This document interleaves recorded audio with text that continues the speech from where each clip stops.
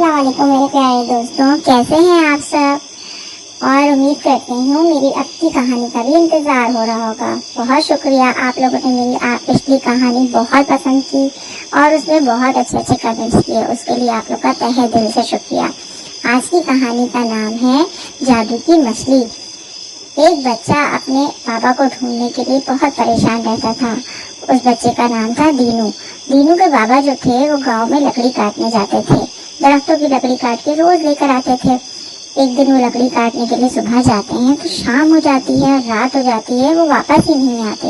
वो बच्चा बहुत परेशान होता है, अपनी अम्मी से कहता है मैं अपने बाबा को ढूंढने के लिए जाऊंगा, आप मुझे जल्दी से 4-5 रोटियां पका दें। उसकी अम्मी उसके लिए 4-5 रोटियां पका देती हैं। वो रोटियों को लेके जाता है। रास्ते में जंगल में उसे एक कुआं नजर आता है। वो वहाँ कुएं के पास बैठ के अपनी रोटियां खोलता है। जब वो देखता है उसमें 4-5 रोटियां हैं तो वो कहता है 1 खाऊं, 2 खाऊं, 3 खाऊं। कुएं में से एक मछली बाहर आती है, कहती है नहीं नहीं नहीं, हमें मत खाना, मैं तुम्हारी मदद करूंगी। तो वो बड़ा हैरान होता है कि ये मछली मुझसे बातें कर रही है।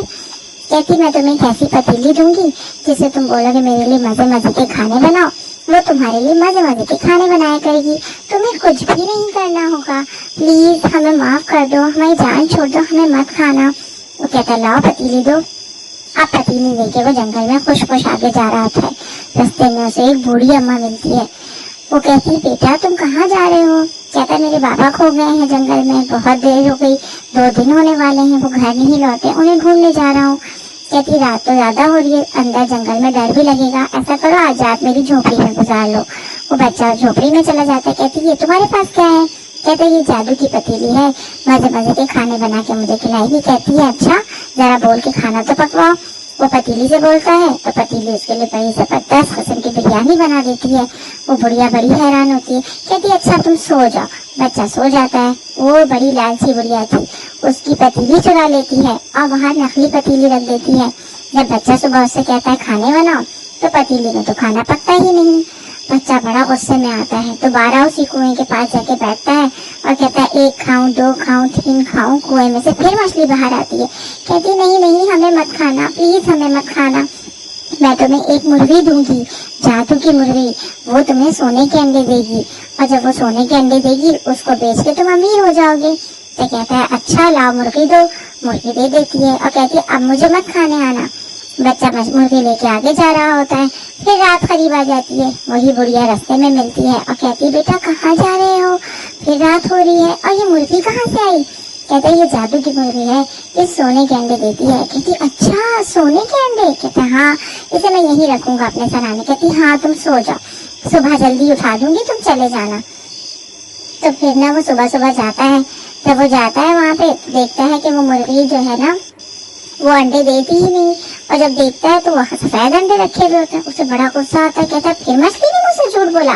अब की दफा तो बड़े गुस्से में जाता है और जाके बोलता है 1 खाऊं, 2 खाऊं, 3 खाऊं। मछली कहती क्या मसला है तुम्हारे साथ, हम तुम्हें रोज चीजें देते हैं, तुम रोज हमें पकड़ने आ जाते हो, खाने आ जाते हो।